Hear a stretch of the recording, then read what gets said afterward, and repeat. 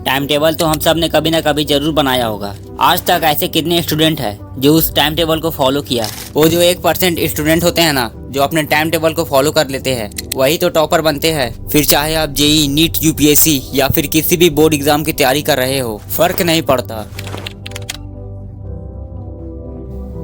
क्या आपको कभी ऐसा लगता है पढ़ाई करना बहुत बड़ा टास्क बन गया है? कभी मैथ की प्रैक्टिस इनकम्प्लीट, तो कभी हिस्ट्री का नोट्स पेंडिंग, और एग्जाम का प्रेशर वो तो अलग ही लेवल का होता है। बट इमेजिन करो अगर आपके पास एक ऐसा टाइम टेबल हो जिससे कि आपका टाइम पूरी तरह से मैनेज हो जाए। तो चलो वीडियो को स्टार्ट करते हैं। नंबर 1, टाइम टेबल को बनाने से पहले आपको किन बातों को ध्यान में रखना चाहिए। सबसे पहले आपके दिमाग में 2 बातें होने चाहिए, लॉन्ग टर्म गोल और शॉर्ट टर्म गोल। अब लॉन्ग टर्म गोल आपके ऊपर डिपेंड करता है कि आप कितने बड़े विजन रख सकते हैं एज अ स्टूडेंट। यानी कि आप मान लीजिए आपको इस साल 90% मार्क्स अचीव करना है, तो आपके दिमाग में होना चाहिए कि कितने जल्दी आपको सिलेबस कंप्लीट करना है और कितनी रिवीजन करनी होगी अपने दिमाग के अकॉर्डिंग। मान लेते हैं आपको एक बार सिलेबस 2 बार रिवीजन करनी होगी इस टारगेट को अचीव करने के लिए, तो आपको ये डिसाइड करना होगा कि दिसंबर के एंड तक आपको अपना सिलेबस कंप्लीट कर लेना है, और उसके अकॉर्डिंग आपका इस महीने में सिलेबस का कितना पोर्शन कंप्लीट हो जाना चाहिए ये सेट करेंगे। और उसके बाद आएगा वीकली गोल, यानी कि इस हफ्ते तक आपका सिलेबस का कितना पोर्शन कंप्लीट होना चाहिए। और उसके बाद आता है डेली गोल, यानी कि शॉर्ट टर्म गोल, दिन में आपके सिलेबस का कितना पोर्शन कंप्लीट होना चाहिए। आपके पास सिर्फ आज का टाइम है, ना ही तो कल कभी था